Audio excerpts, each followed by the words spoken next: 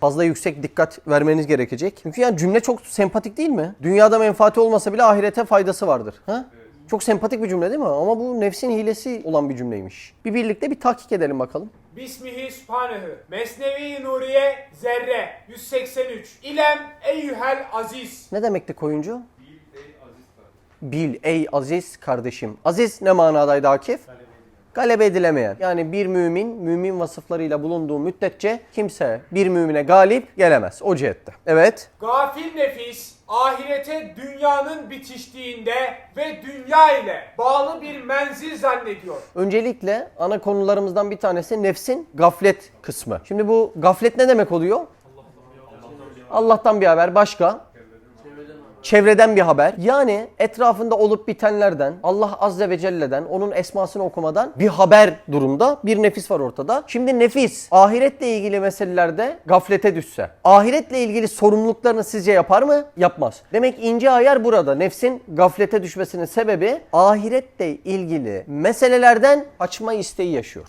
Gafleti böyle ezeli ilimde bir perde gibi düşünebilirsiniz. Mesela Süleyman, kafana bir perde geçirsem biz etrafında neler yapıyoruz bundan bir haber kalırsın ya. Bu gafleti de aynı ezeli ilimde böyle bir perde geçirmiş. Sanki şuurun daralmış ama sebebi sensin tabii. Yani sana zulmedilir şekilde düşünme. Gafleti en çok izale eden şey nedir? Tefekkür. Nasıl geçiyor İlknur'da? Tefekkür gafleti izale eder. İzolasyondan izale ne demek biliyorsunuz zaten. Çatıda 9 kez aktı, artık anlayın yani. Başrolümüzde bir nefis var. Nefsin bugün için bizim için özelliği kibir mi? Hayır. Ney?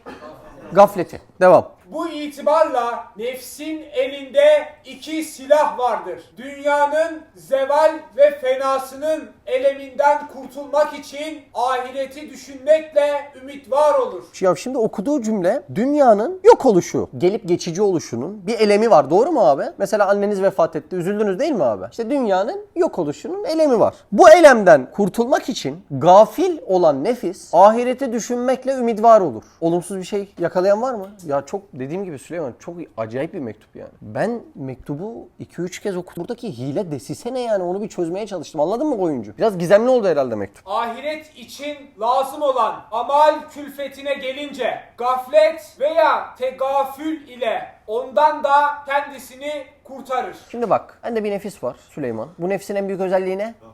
Gafil oluş. Ama mektubu okuduğunuzda tegafil oluşu gafletin çok daha önüne geçecek birazdan. Ne demekti Ali tegafil?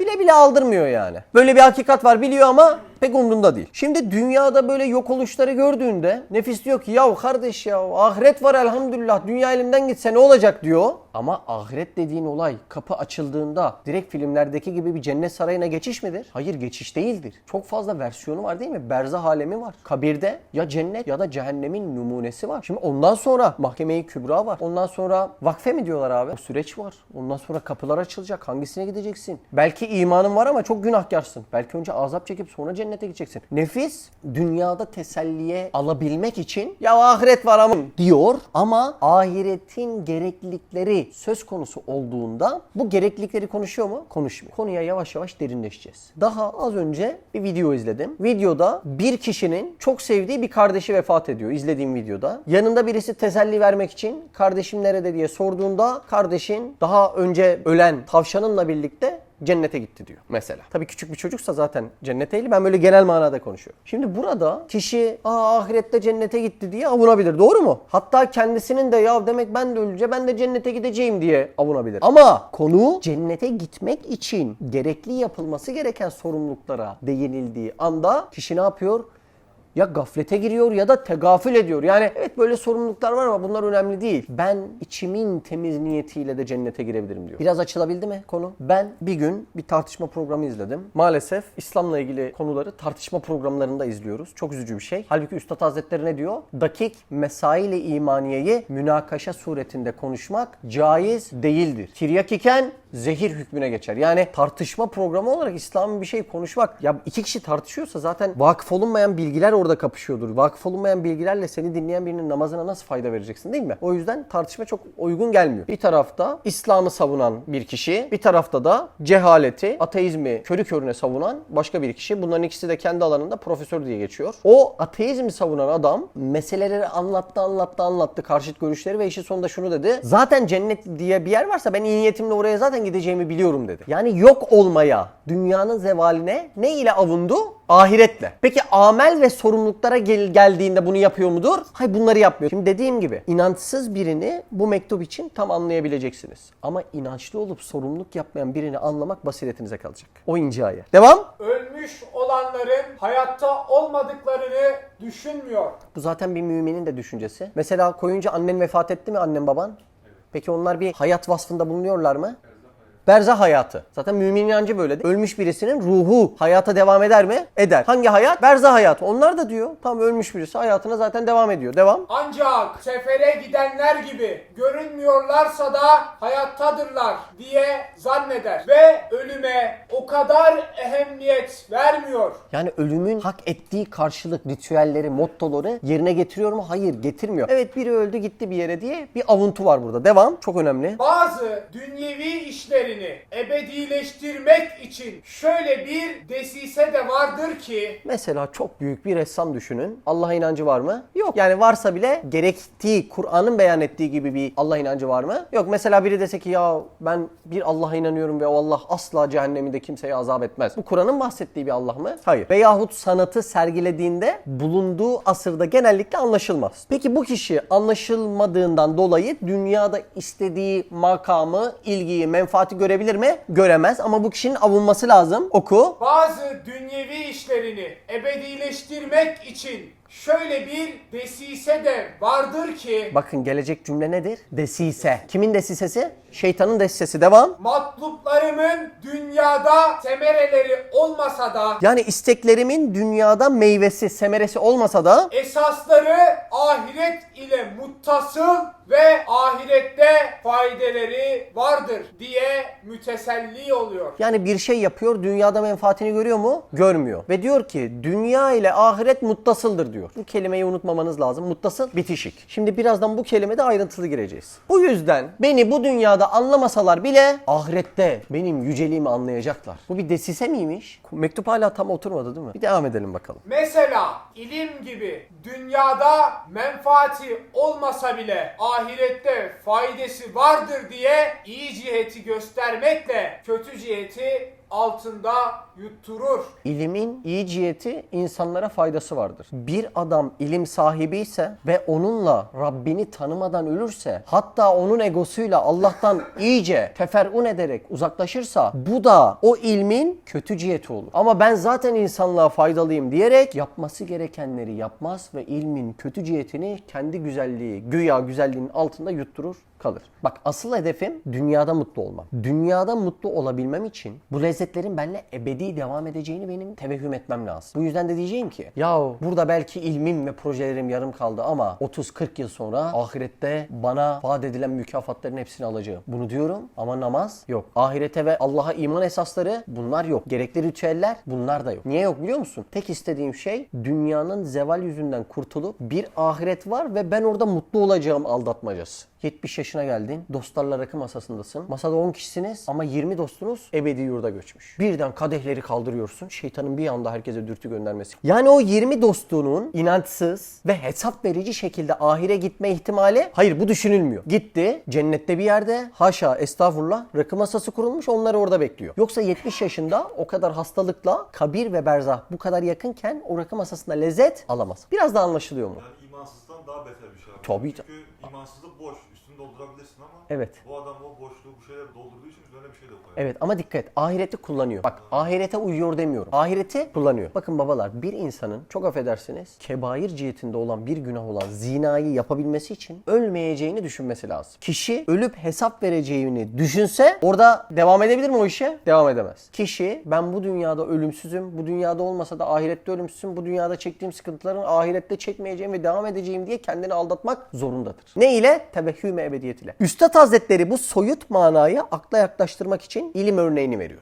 İlmin bu dünyada menfaat ve fayda sağlamadığını gören bir adam üzülüp elem çekiyor ve dünyadaki huzuru kaçıyor. Sırf dünyevi huzuru geri kazanmak için kendi kendine bu ilim bu dünyada menfaat kazandırmasa da ahirette işime yarar diyor ve dünyevi huzurunu tadil etmeye çalışıyor. Çok güzel bir örnek vereceğim. Çat diye anlayacaksınız. Ege Üniversitesi Üniversitesi'ndeyim. Son sınıftayım. Bir tane ders alıyorum. Artık son sınavlar yani. Mezun olduk olacağız. Dersin sınavına girmişim. Ortalamamı da yüksek tutmaya çalışıyorum. Çünkü biliyorsunuz o testsiz yüksek lisans formasyon olayı var ya. Ona geçiş yapacağım. Bir tane hocanın odasına gittim. Hoca Yartdoç. Hoca böyle oturuyor. Masasının karşısında bir adam oturuyor. Bacak bacak üstüne atmış. Olabildiğince ihtiyar, boylu postlu, bakımlı ve çok yaşlı. Kapıyı çaldım işte. Hocam merhaba dedim ya, şu sınavla ilgili şöyle bir şey vardı, hani yanıma gel demiştin hocam dedim. Onun için şunu bir halledebilir miyiz dedim. Hoca benimle çok alaka kesbetti. Yartdoç olan hoca. Hoca benimle ilgilenmesine rağmen bacak bacak üstüne atmış. İhtiyar olan adam, evladım beni tanıyor musun dedi. Bak koyunca aynen böyle yaşadım olayı. Tanıyamadım hocam dedi. Ben X profesörüm dedi. Adını duymuştum adamın. Bizim o an matematik bölümü fakültede, sallıyorum rakamları, 10 tane profesör varsa 8'inin profesörlüğünü veren profesör. X kişiyi anlatıyorum. Nasıl bir dünyevi haz? Olayın bu arada üzücü yanlarını dikkat edin yani. İşim varken bile kendini anlatıp benden tatmin olmaya çalışıyor. Çok ince bir yer. Tanıyamadım hocam dedim. Bu arada emekli adam ha. Yani çay içmeye gelmiş Yartdoç'un yanına. Yartdoç da onun muhabbetinden sıkılmış. Benle bile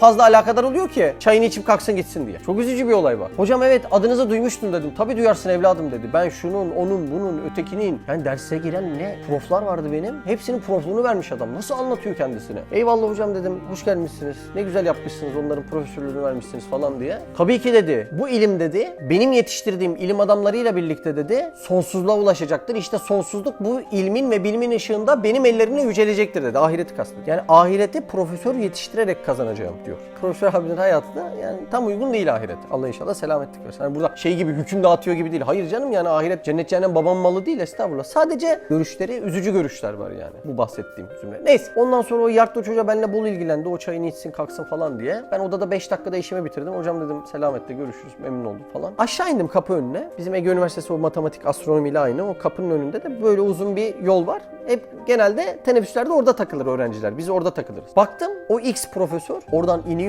İnerken ne bir hoca ne bir öğrenci, yani birincisi menfaati bitmiş. Çünkü kişi kendi nefsini seviyorsa başka birini sevmez. Zahirde seviyor gibi gözükse de hakikatte sevemez. Ondaki menfaati ve lezzeti sever. O eskiden bir profesördü. Herkesin onunla menfaati vardı ama artık öyle menfaatleri olmadığından o uzun yoldan gidene kadar ne bir öğrenci ne bir hoca, hiç kimse ona bir selam, ona bir kelam, ona eskisi gibi bir hürmet göstermedi. Bir hayal edin belki 10 belki 20 yıl öncesini. Çünkü o profesörün adını vesaire meselelerini çok dinledim, duydum, biliyorum ama ya öğretmenliğine ben şahit olmadım o cihette. Şimdi baktığında o adam kapıdan girdiği anda sizce o fakülte ne hale geliyordu? Herkes hazır o hale geliyor. Peki şimdi hiç kimse ona bir ilgi gösteriyor mu? Hayır. Peki o adamdan dünyevi lezzetler kaçıp uzaklaşmış mı? Evet, uzaklaşmış. Peki o kişi kendisini sizce ne diyor? Dünyada bu ilmimin menfaati olmasa bile ahirette menfaati var, çünkü ahiret bilim adamları inşa edecektir. Tatmin olduğu yer şimdi oturdu mu? Üstad Hazretleri bu soyut manayı akla yaklaştırmak için ilim örneğini verir. İlmin bu dünyada menfaat fayda sağlamadığını gören bir adam. Eskiden sağlıyor muydu ilmi? Sağlıyordu. İmzası bile vardı yani. İmza attı mı profesördü. Şimdi var mı? Yok. Çayı içtiği kişi 5 dakika tahammül edemiyor şimdi. İlminin menfaat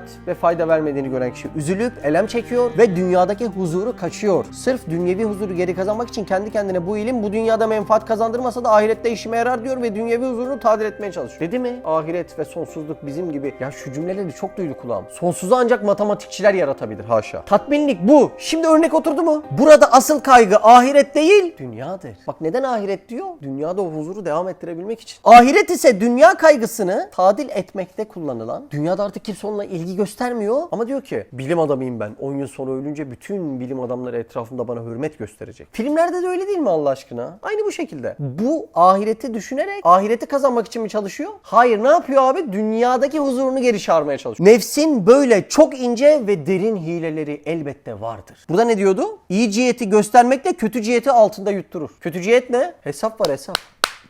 Kaç kişinin hakkına girdi? Kaç kişinin kul hakkı yedi? Ama bizim hassasiyetlerin dengesi bile o kadar anormal ki. Mesela bir kişi domuz eti yese, ki Türkiye'de böyle domuz etine dokunmuş bir Müslüman pek bulamazsın. Yani günah yani domuz eti yemek. Yanlışlıkla yedin ettin diyelim. Allah'ım affet, bilmiyordum ya da biliyordum, gene de affet ya Rabbim. Affetme ihtimali var mı? Var. Bazen 80 milyon kişinin hakkını yiyor adam, domuz etindeki hassasiyeti göstermiyor. Terazi bozuk çünkü. Domuz eti birebir alaka. 80 milyon hakkını yedin mi? Allah bazı kulaklarına ben karışmam diyor. Nasıl yapacağız onu? Bitişik kelimesi matluplarımın yani Yani isteklerimin, taleplerimin dünyada semereleri, meyveleri olmasa da esasları ahiret ile muttasıl. Muttasıl ne demek? Bitişik ve ahirete faydeleri vardır diye kendini teselli ediyor. Yani dünya ile ahireti nasıl düşünüyor? Dip dibe düşünüyor. Arada bir şey düşünüyor mu? Düşünmüyor. Daha doğrusu dünya ile cenneti öyle düşünüyor. Bitişik kelimesi şöyle bir mana hatıra getiriyor. İnsan seyahat ederken bir otelde kalır. Sonra orayı beğenmedi mi bitişikteki diğer otele geçer. Biz de yapıyoruz zaman zaman, doğru mu? Dünyadan ahirete geçmek bu kadar basit değildir. Arada çok önemli bak. Kabir hayatı var.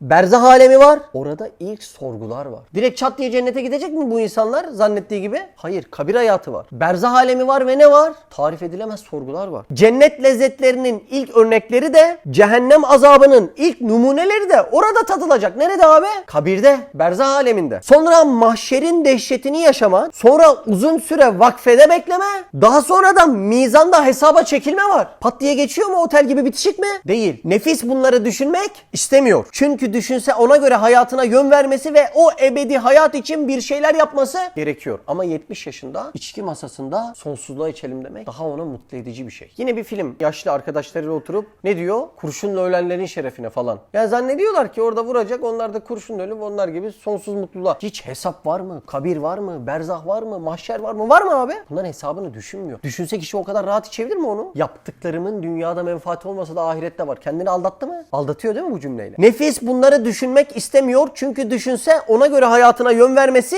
ve o ebedi hayat içinde bir şeyler yapması gerekiyor. Kendini gaflete vermek, bile bile gafilce davranmak demektir. Tegafül yazın. Tegafül yazıp 2 tane ok çıkarın. Tegafül, alttan 2 ok. Cehalet yazın. Tecahül yazın. Tegafül kendini gaflete vermek, bile bile cahilce davranmak, gafilce davranmak demektir. Hani bir cehalet var, bir de tecahül vardır. Cehalet bir şey hakkında bilgisi olmamak. Yani tegafülün 2 versiyonu var. Tecahül ise bildiği halde bilmiyor gibi davranmak yazın tecahüle de. İşte bugünün tegafül karşılıkları, eğlenceler, sefahatler, içkiler, uyuşturucular hep tegafüldendir. Kendini aldatma isteğinden doğan marazlar ve hastalıklardır. Zira kişi bu kadar sefahate düşmüşken, kumarlar oynatırken, içkiler içerken, zinalar içerisindeyken, adaletsizlik yaparken, kul hakkı yerken, belki adam kayırırken ve başkasının hakkını gasp ederken kendini gaflet içinde hissetmezse bunların karşılığında dünyada geçici de olsa bir lezzet alamaz. Şöyle bir cümle geçiyordu okuduğumuz yerde. Ölmüş olanların hayatta olmadıklarını düşünmüyor, ancak sefere gidenler gibi görünmüyorlarsa da hayattadırlar diye zannediyor.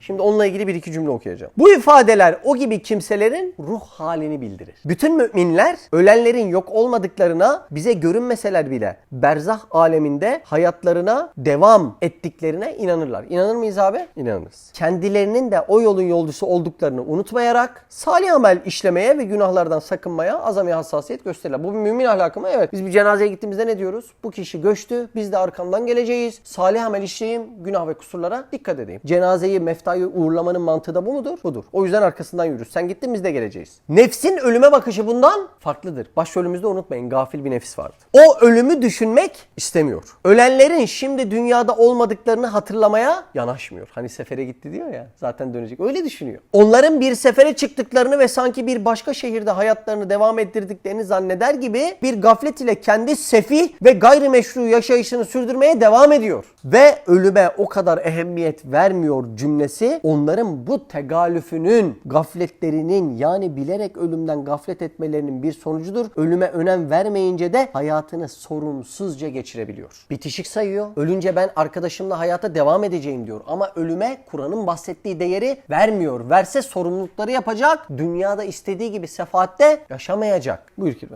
Diyor ancak sefere gidenler gibi görünmüyorlarsa da hayattadırlar diye zannederler. Evet. Mesela burada şu mana da çıkabilir mi? Kendisi de oraya gidecek değil de onlar gelecekler. O da olabilir. Bir yerde buluşacağız falan. Zaten ben buradayım. Onlar Evet. tekrar gelecek. Kişinin mesela ölümün hakikati bir ama kendini kandırış şekli çok fazla. Bir tanesi az önce dediğim gibi haşa orada rakı sofrasını kurdu beni bekliyor diye düşünür. Bir tanesi der ki sen şimdi öleceksin, toprağa karışacaksın. Toprakta bir çiçeğin özüne ulaşacaksın. O çiçek özünden bir çiçek daha açacak ve o çiçeğe bir gün bir arı konacak. O arı ben olacağım. Kimi de böyle inanıyor. Bu teselli olmasa sorumluluklarını yapmadan hiç kimse devam edemez. Bazı dünyevi işlerini ebedileştirmek için şöyle bir destesi vardır. Matluplarımın dünyada semereleri, meyveleri, isteklerimin bir karşılığı olmasa da esasları ahiret ile muttasıl ve ahirette faydeleri vardır. Mesela ilim gibi dünyada menfaati olmasa bile ahirette faydası vardır diye iyi ciheti göstermekle kötü ciheti altında yutturur. Demek ki cennet imanın meyvesidir. Oraya girmenin ilk şartı imandır. Yani ben dünyanın en iyi insanıyım ama iman vesikamda bir problem var. Olur mu? Olmaz. Koyuncu ben geliyorum senin fabrikanda 30 yıl boyunca işçilik ediyorum. Herkese yardımcı oluyorum. Bütün işleri belki hepsinden iyi yapıyorum ama benim senin işçin olduğumdan haberim bile yok. Çünkü evrakla yanına gelmemiş. Sigorta başvurusu yapmamışım. Beni işe al bak bu temiz kaydım. Hiçbirini bulunmamışım. 30 yıl boyunca fabrikanın içerisinde vazife görüyorum ama sen beni işe alacak bir evrak bile koymamışsın. 30 yıl sonra yanına gelip diyorum ki kardeş ben 30 yıldır sende çalışıyorum. Hadi bakalım benim emekli ikramiyemi ver 100 bin lira ne dersin? Olmuyor değil mi? Verir mi? Vermez. Neden? Çünkü benim vesikalarım yok. İman vesikası eksik olduğu anda ne kadar kendince ve dünya menfaatince iyi bir insan da olsan Allah nazarında böyle olamıyorsun. Nasıl bir bal arısı yaptığı balın karşılığını bizden alamaz. Sen de iman vesikan olmadan dünyevi yaptığın güzelliklerin karşılığını alamaz. Tabi burada güzellik kavramı da konuşulacak bir kavram yani. Allah için olmayan bir şeye güzel denir mi? Yoksa Allah mesela Risale'de bir yerde diyor kafirler dünyanın terakkiyeti için yaratılmıştır diyor. Bu işin ayrı ince sırları. Bir insan bu dünyadan öte aleme imanla göçmemişse bu dünyada işlediği faydalı işler, ilmi çalışmalar, insanların dünya hayatını daha rahat geçirmeleri için yaptığı keşifler onun cennetine girmesi için yeterli değildir. Zira temel şart ortada yoktur. Neydi temel şart? İman vesikalarının tam olması. Bu şart olduktan yani kişi imanla göçtükten sonra insanlık alemine yaptığı her hizmet bir sadaka hükmüne geçer ve onun cennetini genişlettiği derecesini arttırır. Şimdi bu ilim örneğini vermesi üstadın şu. Gerçekten mürekkep yalamış ve ahiretini heba eden çok cahil var. Çok fazla cahil var. Bizim şu akşam karanlığında yıldızları göremememizin sebebi yıldızların olmayışı değildir. Işık kirliliğidir. Çok fazla ışık var çünkü değil mi abi şu an Mersin'de? O yüzden yıldızları temiz göremiyoruz. Kişinin de bazen Allah'ı bulamamasının sebebi bilgisizlik değil, bilgi kirliliği. Çok fazla ve gereksiz bilgisi var. Benim okyanusta 1 milyon kilometre yol yapmam demek, limana vardım demek değildir. O yüzden gereksiz ve fayda vermeyen ilimden hakikaten de Allah'a sığınırım. Üstadın o talebesine konuşması gibi. Keçeli, ilim değil Allah'tan hidayet iste. Ben bunu kendimce bir miktar daha anladım hakikaten. Subhaneke la ilme lena illa ma allamtena inneke entel alimul hakim. Allah rızası için El Fatiha. Mesela.